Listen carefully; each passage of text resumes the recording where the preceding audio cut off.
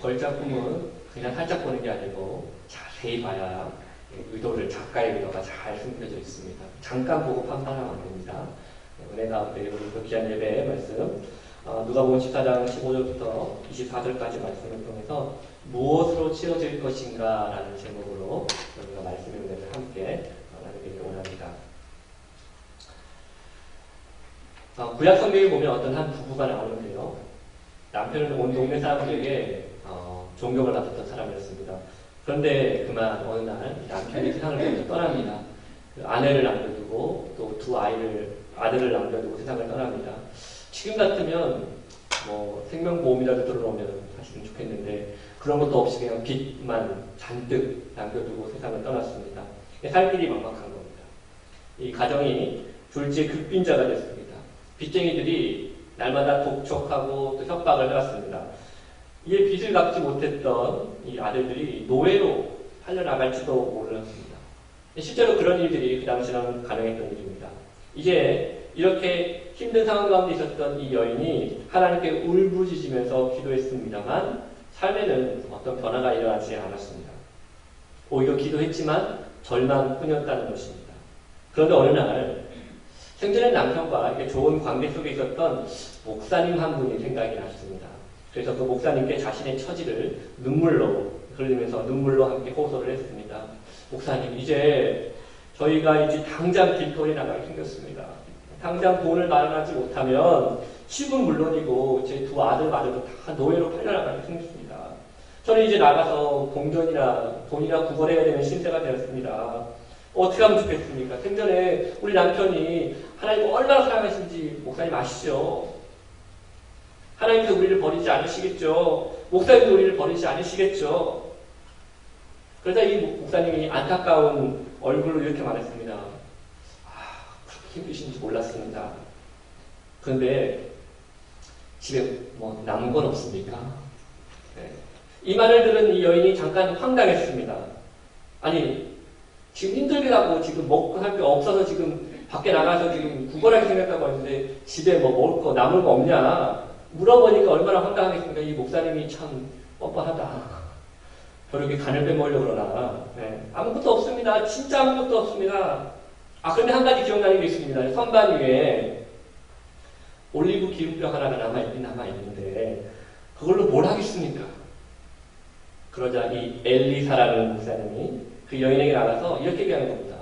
나가서 그 집마다 다 돌아다니면서 빈 그릇을 좀 가지고 오라는 것입니다. 그리고 그 빈 그릇을 다 가지고 와서 거기다 기름을 부으라는 것입니다. 이게 무슨 소용이 있습니까, 목사님? 그러자 목사님이요, 방긋 웃으면서 말합니다. 믿음을 좀 가져봅시다. 몇 시간 뒤에 이 여인이 빌려온 모든 병에 기름을 부어서 모든 병이 채워지기 시작하는 것입니다. 마지막 병까지 다 채워졌습니다. 이 여인의 기쁨과 눈물로 이 감사를 드렸습니다. 엘리사 목사님은요, 이 여인에게 가서 이 기름을 팔아서 빚을 갚으라고 했습니다. 우리도 그런 기름병 하나 있으면 좋겠습니다. 그렇죠? 네, 다 채워지고 빚도 갚고 mortgage도 갚고 다 이제 얼마나 좋겠어요. 오늘 이 말씀은 제가 지어낸 말씀이 아니고요. 오늘 이 말씀은 열왕기하 4장에 나오는 말씀입니다. 네. 여러분, 병이 비었든지 아니면 우리의 희망이 비었든지 우리의 소망이 비었든지 하나님은 채우실 수 있는 분이시고 또 언제든지 하나님 채우실 수 있는 하나님의 사실을 오늘 이 열왕기하 4장이 우리에게 말씀을 하고 있습니다. 여러분, 빈병은 스스로 채워지지 않습니다. 누군가가 채워줘야만 채워지는 것입니다. 우리도 마찬가지입니다. 하지만 우리가 얼마나 비어있는가가 우리가 얼마나 채워질 것인가하고도 함께 비례한다는 것을 여러분 꼭 기억해줬으면 좋겠습니다. 우리의 삶에는요, 늘 예상치 못하는 일들이 얼마든지 일어날 수 있습니다. 그래서 꼭 붙들고 싶은 것들이 있지 않습니까? 하나님이 이거 없으면 저 큰일 납니다. 제 인생에. 여러분 그런 거 있죠? 네. 그게 사람일 수도 있고 돈일 수도 있고 사람들의 평가일 수도 있고 건강일 수도 있고 자식일 수도 있고 뭐든지 있을 수 있습니다. 하나님 이거 없으면 저 큰일 납니다. 그런데 어떻습니까? 우리가 인생을 살다 보니까 내 손에 꼭 쥐고 꼭 놓고 싶지 않았던 것인데 어느 순간에 내 손에서 사라졌을 때 뭔가 뺏겼다고 생각이 들 때 우리가 얼마나 큰 기쁜 절망감에 빠지게 되는 내가 빼앗기고 싶지 않았는데 내 손에 꼭 쥐고 싶었는데 말이죠. 그때 우리가 이 공허함과 허탈함과 이 분노와 좌절 가운데 우리 삶이 쉽게 빠지더라는 겁니다. 여러분들 그거 하나 여러분에게 이야기를 하고 싶습니다.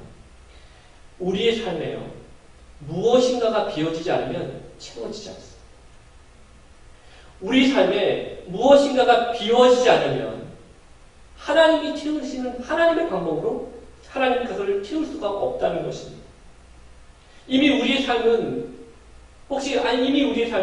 나의 것으로 가득 채 있어서 하나님이 채워주시는 것으로 채워져야 되는데 하나님이 채워주신 것을 받지 못한 채 그냥 내 것으로 살아가고 있지 않습니까? 여러분 신앙생활이 무엇입니까? 신앙생활은요 내 인생을 내 것으로 채워가는 게 신앙생활이 아닙니다. 신앙생활은 나의 빈 곳에 하나님의 것으로 채워가는 것이 신앙생활이라는 거예요. 그게 우리의 신앙생활이 연다는 것입니다. 여러분 오늘 우리가 읽은 이 본문은 예수님께서 한 바리새인 지도자의 집에서 함께 식사를 나눌 때 나눴던 이야기입니다. 우리가 본문 14장 전체를 다 읽지는 않았지만 누가복음 14장은 이렇게 시작합니다. 예수님이 종교 지도자들과 함께 식사를 하고 있었습니다. 그때 예상치 못한 일이 하나 발생합니다. 수종병이 뭔가 보면 혈액 중에 액체 성분이 신체 특정 부위에 차서 몸이 붓는 어떤 그런 질병이라고 합니다. 이 수종병을 갖고 있는 한 사람이 들어옵니다. 예수님이 이 사람을 치유하십니다. 여러분, 병든 사람이 시험을 받았습니다. 그러면 사람들이 다 어떻게 반응해야 될까요? 다 놀랍다고, 대단하다고, 정말 좋은 일 했다고 다 박수 쳐줘야 되지 않겠습니까? 이렇게 사람들이 환호성을 쳐야 될 이 시간에 바리새인들은 뭐하고 있었을까요? 어떻게 하면 예수님을 꼬투리 잡을 수 있을까? 어떻게 하면 예수님의 틈을 잡을 수 있을까? 생각하고 있었습니다. 오히려 예수님께서 놀라운 기적을 베풀고 있음에도 불구하고 바리새인들은 환호성을 친 게 아니라 싸늘한 시선으로 침묵을 지키고 있었다는 것입니다. 그러자 예수님이 바리새인들에게 묻습니다. 안식일에 이 병자를 고치는 일에 대해서 어떻게 생각하는지. 모두가 꿀먹은 벙어리가 됐습니다. 왜냐하면 바리새인이었다면 다들 바리새인은 어떤 마음을 가졌냐면 만약에 안식일날 누군가를 병 고치는 일이 있다면 당연히 다음날 오세요. 안식일이지 않습니까?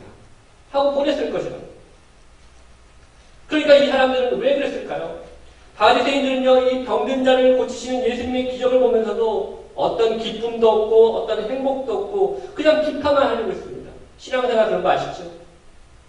내 삶에 하나님의 은혜로 치유받지 않으면 하나님의 역사가 일어나도 그게 기쁨이 아니에요. 하나님의 은혜가 일어나면 내가 감사가 안 돼요. 내 삶에 하나님의 것이 아니라 내 것으로 채워있는 사람은요. 이 우리의 빈 공간에 우리의 이 비어진 마음 가운데 하나님의 것을 채우지 않았다면 아까 엘리사 목사님의 말씀처럼 그곳 가운데 채워지는 기름의 역사가 일어나지 않는답니다. 우리는 무엇으로 채워져 있습니까? 아니 바리새인들은 무엇으로 채워져 있었을까요? 자기들만의 관념에 채워져 있습니다. 자기들만의 철학에 빠져 있었습니다.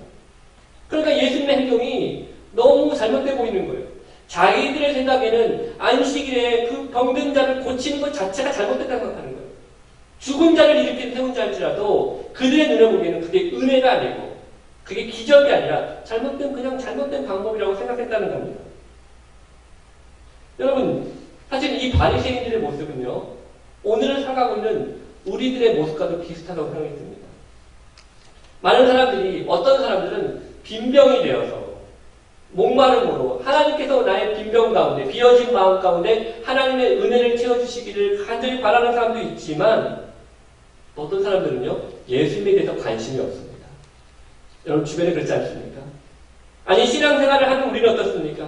우리가 함께 예배를 드리고 있지만 예배를 드려도 하나님이 주시는 것에 대해서 별로 관심이 없는 사람들이 많습니다. 우리 스스로를 나는 크리스찬이라고 부르지만 그리스도인이라고 부르지만 정작 내 삶에서는 하나님이 필요 없는 거예요. 왜? 내가 알아서 돈 벌면 되거든요. 내가 알아서 문제를 해결하면 되거든요. 내가 알아서 지켜내면 되니까 사람들이 예수님 별 필요하지 않아요. 예수님은 믿는데 예수님이 필요로 하지 않는 사람. 예수님은 믿는데 예수님으로 채워지기를 원하지 않는 사람. 혹시 그런 모습이 바리새인의 모습, 바로 우리의 모습이 아닐까 생각해 봅니다. 오늘 본문에서는요, 예수님이 잔치를 열어주셨습니다. 이 잔치에 대한 말씀을 하고 계십니다. 잔치, 그 뱅킷입니다. 그런데 한 가지 알아야 될 것이 있습니다. 성경에서 나오는 잔치는 단순히 식사하는 것만을 말하는 것이 아닙니다. 성경에서 나오는 이 잔치는 식사 이상의 의미를 갖고 있습니다. 잔치는 무엇인가 필요한 것들을 채워주는 것입니다. 그리고 그 필요를 채워주시는 것은 하나님이라는 것을 성경이 우리에게 계속해서 의미를 던져주고 있습니다. 여러분, 요새도 그렇지만 잔치하면 온갖 음식이 다 나옵니다. 저는요, 잔치 음식하면 상당히 좋은데 잔치 국수는 좀 다른 것 같아요. 그렇죠? 네, 잔치 국수라서 뭐가 좀 다를 줄 알았는데 그냥 국수는 국수더라고요. 잔치 국수도. 여러분, 예수님 당시에도 웬만한 부유한 사람들도 사실은 잔치 음식에 좋은 음식 먹는 거 그렇게 쉽지 않은 일이었습니다. 그래서 사람들은 음식 이야기, 먹는 이야기, 잔치 이야기를 하면 사람들이 눈을 금방 떴습니다. 그래서 예수님께서 잔치 이야기를 하신 이유도 여기에 있습니다. 오늘 본문이 이렇게 됩니다. 한 사람이 잔치를 열었습니다. 그리고 초대장을 보냅니다. 사람을 보내는 것입니다. 초대하는 것입니다. 이미 상은 다 차려졌습니다. 오기만 하면 되는 겁니다. 그런데 사람들이 오지를 않는 거예요. 그러니까 어떤 사람이, 한 사람은요, 밭을 살펴봐야 돼요. 이번에 밭을 샀나 봐요. 밭을 살펴봐야 되겠다. 그래서 못 간다. 두 번째 사람은 소를 샀다는 겁니다. 소를 샀기 때문에 이게 소가 잘 가는지 안 가는지 이거를 좀 시험해봐야 되기 때문에 갈 수 없다. 세 번째 사람은요, 이제 막 결혼했다고 합니다. 그래, 결혼했기 때문에 못 가는 겁니다. 주인이 슬슬 화가 나기 시작했습니다. 아니, 다 준비해놨는데 오기만 하면 되는 건데. 그래서 21절에 이렇게 말하는 겁니다. 우리 21절 말씀 다 같이 한번 읽어볼까요? 같이 읽도록 하겠습니다. 시작. 종이 돌아와 주인에게 그대로 보하니 이에 집 주인이 노하여 그 종에게 이르되 빨리 시내의 거리와 골목으로 나가서 가난한 자들과 몸 불편한 자들과 맹인들과 저는 자들을 데려오라 하니라. 다시 종을 시켜서 온 골목을 다, 뒷골목까지 다 뒤져서 병든 사람이든 뭐 가난한 사람이든 상관없이 다 데리고 와서 이렇게 잔치를 열자고 합니다. 그러면서 주인이 뭐라고 하냐면 24절 말씀 볼까요? 사실 내가 너에게 말하노니 전에 청하였던 그 사람들은 하나도 내 잔치를 맛보지 못해. 이게 무슨 얘기일까요? 내 초대를 거부한 사람들은 국물도 없다. 네? 어떻게 그럴 수 있냐면 사실은 이 잔치 비유를 그 당시에 예수님의 이 설교를 듣고 있던 청중들은요, 재미있는 상상을 하게 됩니다. 왜냐하면 여기에 나오는 이 사람들이 어떤 사람들을 비유한다는 것을 이 사람들이 알고 있었기 때문에 그래요. 그게 뭐냐면 주인은 하나님을 의미하는 거고요. 종은 예수님을 의미합니다. 초대받은 사람들은 하나님의 백성들을 받아요. 그런데 이 하나님의 백성들이 뭐예요? 바빠서 갈 수가 없다는 거예요. 하나님 부르시는데. 그런데 놀랍게도 다 하나같이 합리적인 이유가 있어요. 다 하나같이 타당한 이유가 있다는 것입니다. 그리고 또 한 가지 우리가 늘 할 수 있는 거, 지금이 아니고 다음에 할 수 있다는 거. 그런 생각들로 가득 차 있었다는 겁니다. 내 삶을 내 것으로 채우기 바쁘다 보니까 지금이 아니라 나중에 갈 수 있지만 지금 순종할 수는 없다는 거예요. 여러분, 이거 왠지 우리의 삶과 비슷하지 않습니까? 우리가 신앙생활하면서 우리가 얼마나 많은 하나님께 가졌던 변명들입니까? 하나님 안 한다는 게 아닙니까? 제가 언제 하나님 떠난다고 그랬습니까? 네? 제가 언제 헌신 안 한다고 그랬습니까? 지금이 아니고 이 문제만 해결해 주시면 네? 이렇게 하면은 그때 하겠다. 늘 우리가 이렇게 우리 인생을 말이죠. 우리만이 가지고 있는 타당한 이유를 가지고 가득 채워 있지 않았습니까? 그러니까 하나님의 것으로 채워질 자리가 없더라는 거예요. 그래서 저는 오늘 이 본문을 통해서 우리가 무엇으로 좀 채워줘야 되는지에 대해서 세 가지 정도 함께 보려고 합니다. 첫째로, 현재 우리의 삶은요, 혹시 지금 우리의 삶은 만족을 위해서 더 많은 것을 가져야 한다는 생각을 혹시 가득 차면 살고 있지 않을까요? 만족을 위해서는 내가 더 많은 것을 가졌고 또 가져야 됩니다. 18절 말씀 같이 한번 읽어보겠습니다. 다시 읽어보겠습니다. 시작. 다 일치하게 사용하여 한 사람은 이르되 나는 밭을 샀음에 아무래도 나가 보아야 하겠으니 청컨대 나를 양해하도록 하라 하고. 첫 번째 사람은요, 밭을 샀습니다. 새로운 밭. 네. 잔치보다는 자기가 새롭게 산 이 밭을 잘 좀 하고 싶은 겁니다. 거기에 관심이 더 있었다는 겁니다. 여러분, 우리는요, 항상 무엇인가를 소유하기 위해서 무언가를 삽니다. 그런데 종종 우리가 돌아보면 내가 뭔가를 소유하기 위해서 샀는데 어느 순간에 돌아보니까 내가 그것의 소유물이 되어 있더라고요. 네.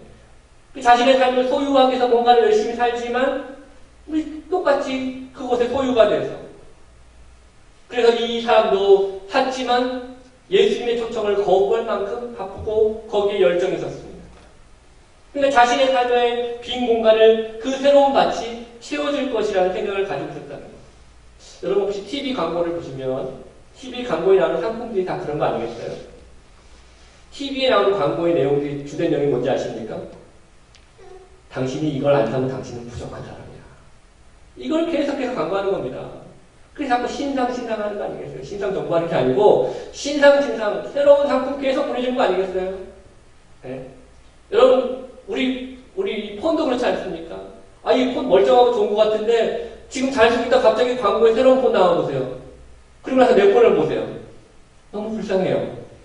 네. 자꾸 뭘 바꿔달라고 그러는 것 같아요. 네. 뭔가 뒤떨어져 있는 것 같아요. 여러분 우리는 소비와 만족이 정비례한다고 합니다. 그러니까 내가 뭔가를 더 가지면 소비하면 내가 만족될 것이다 라는 생각을 한다는 겁니다. 그래서 기분이 내가 좀 우울하고 좀 허전하고 가라앉을 때 이런 감정을 가질 때 청년들은 젊은이들은 이런 감정을 전문용어로 꿀꿀하다 이렇게 합니다. 네. 꿀꿀할 때 그렇죠? 내가 무엇인가를 소비하면 내가 무엇인가를 더 가지면 만족될 거라고 합니다. 오늘 기분이 좀 그러면 내가 더 많은 것을 소비하면 더 많이 가지면 만족될 것이라고 생각이 빠집니다.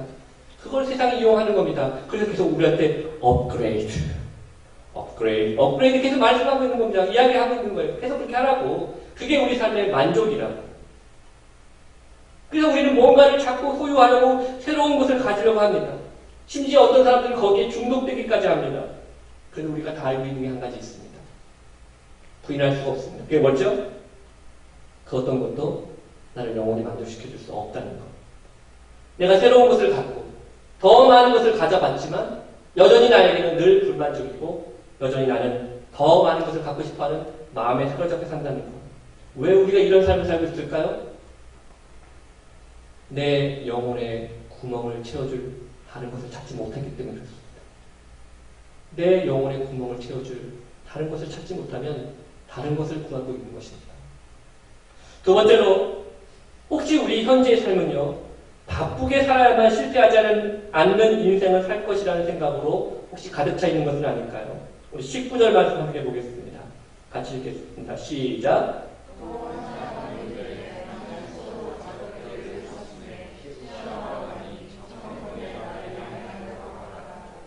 아멘. 오늘 여러분이 한 시간을 더 주무시고 오고 밥 먹는 시간이 한 시간이 더 늦어지다 보니까 네, 다들 표정이 조금 굳어 계시는데 네. 여러분 오늘 초청받은 이 사람은요 새로운 삶, 이 소에 대한 것으로 핑계를 삼았습니다. 5쌍의 소를 샀습니다.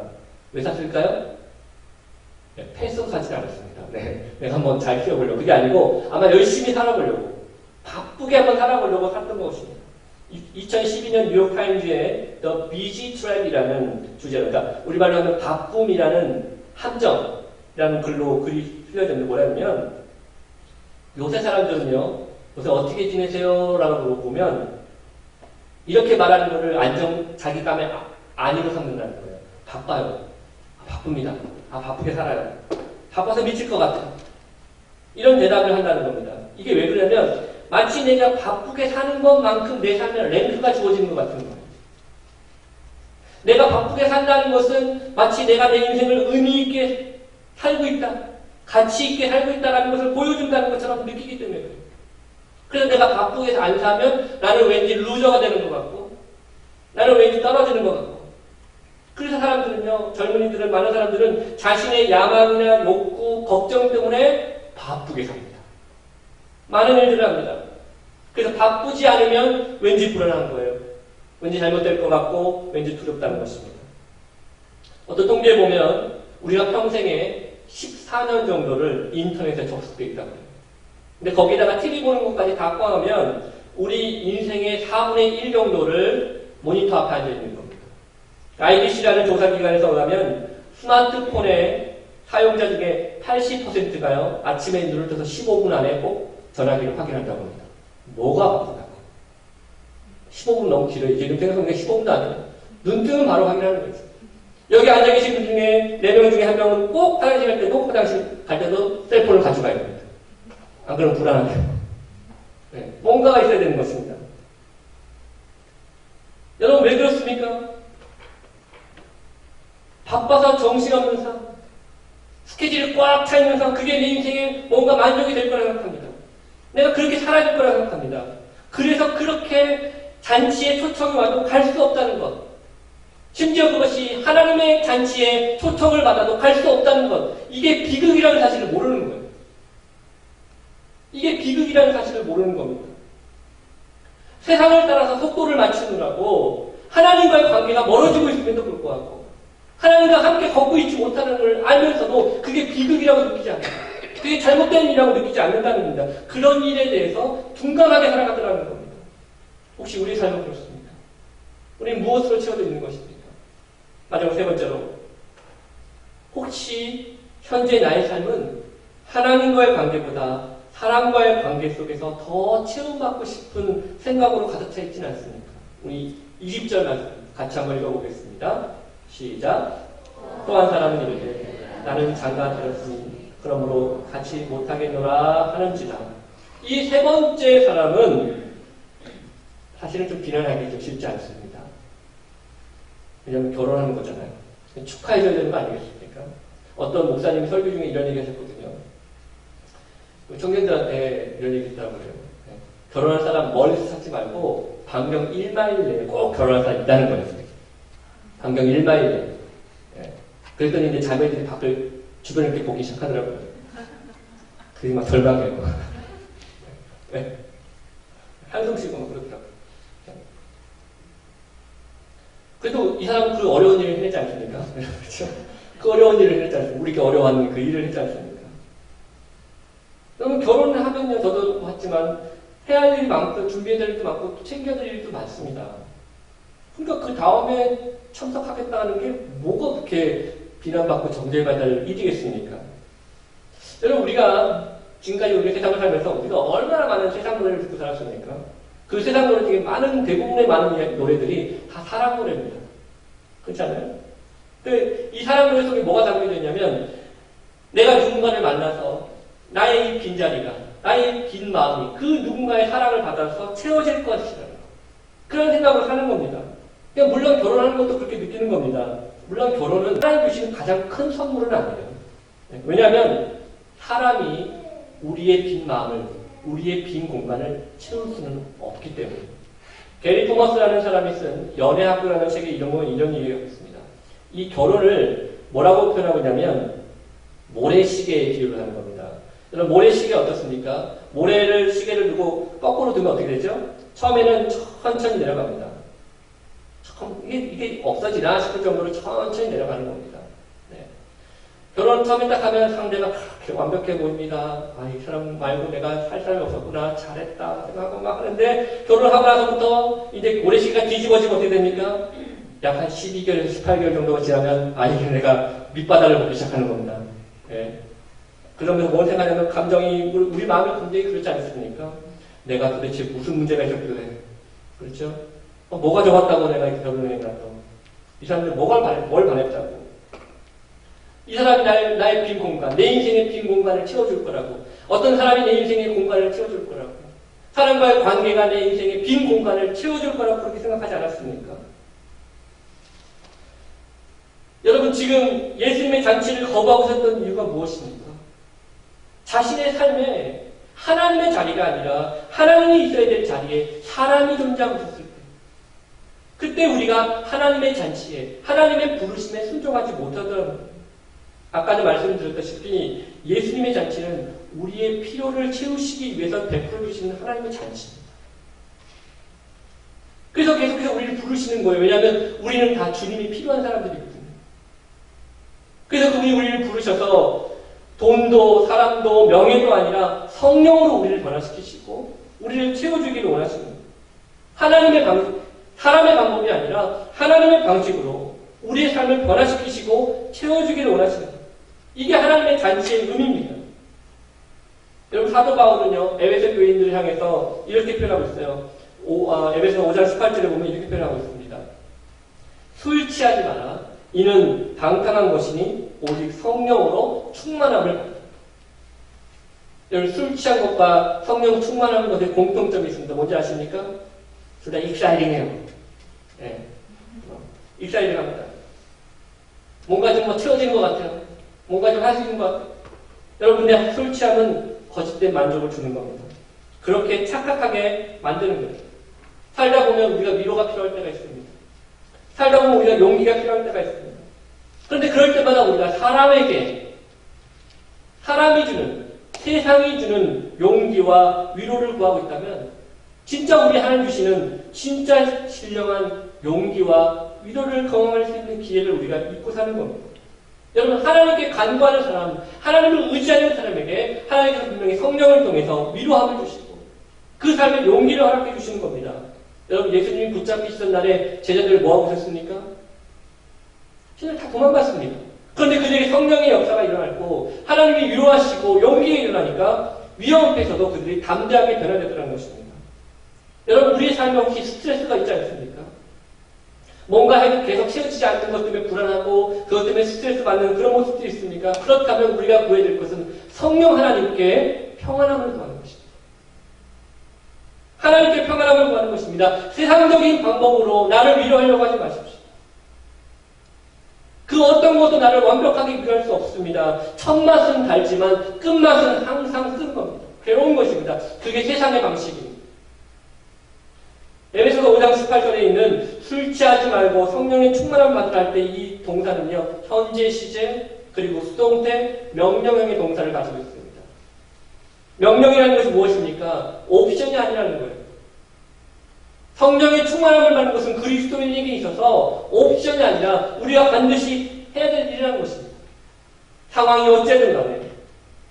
또 하나는 수동태입니다. 무엇입니까? 스스로 할 수 있는 게 아니라는 거예요. 빈병은 스스로 채워지는 게 아니지 않습니까? 누군가가 채워야 된다는 거예요. 그리고 마지막으로 또 이것은 무엇입니까?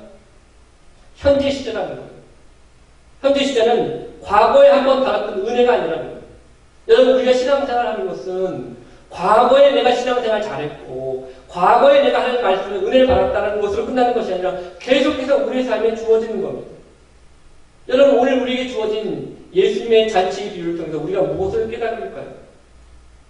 우리는요, 하나님이 채워주셔야 때만 살 수 있는 사람이죠. 하나님이 채워주셔야죠. 내 인간적인 방법으로 내 것을 채우려는 사람이 아니라 하나님이 채워주셔야 됩니다. 그러려면 뭘 해야 될까요?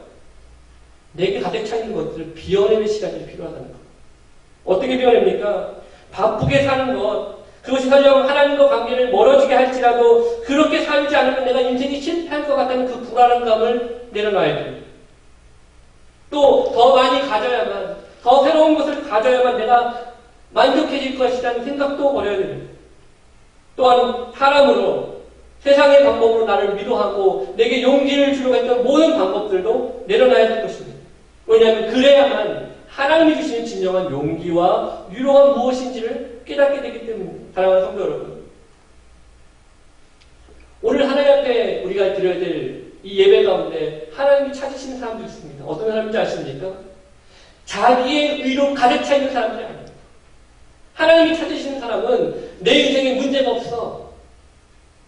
왜냐하면 내가 노력하면 되니까. 자기의 것으로 가득 차 있는 사람을 찾으시는 것이 아니라 하나님이 찾으시는 사람은 구멍이 송송 난 사람. 실패하고 넘어지고 깨지고 또 불순종하고 죄짓고 또 죄짓고 쓰러질 수밖에 없는 연약하고 상한 마음을 가지고 있는 사람들이 하나님이 찾으시는 사람들입니다. 왜? 이렇게 비어진 우리 마음을 세상의 방식이 아니라 하나님의 방식으로 채움받아야 우리 인생이 변하기 때문입니다. 사랑하는 성도 여러분, 오늘 이 잔치의 부르심을 여러분이 기억하시면서 나는 무엇을 비워야 되는가를 생각해 보십시오. 나는 어떤 것을 비워두고 하나님의 것으로 채움받아야 될지를 여러분 결단하십시오. 이번 한 주간이 바로 그런 주간이 됐으면 좋겠습니다. 하나님은 비고 비어진 마음 가운데 더 이상 회복될 수 없을 것 같은 삶의 모습이라 할지라도 하나님을 간구하고 하나님을 신뢰하는 사람에게 반드시 채워주신다는 사실을 여러분 기억하시면서 이번 한 주간 믿음으로 그렇게 사시기를 주님의 이름으로 축복합니다. 아멘. 우리 시간 다 같이 자리에서 일어나시겠습니까?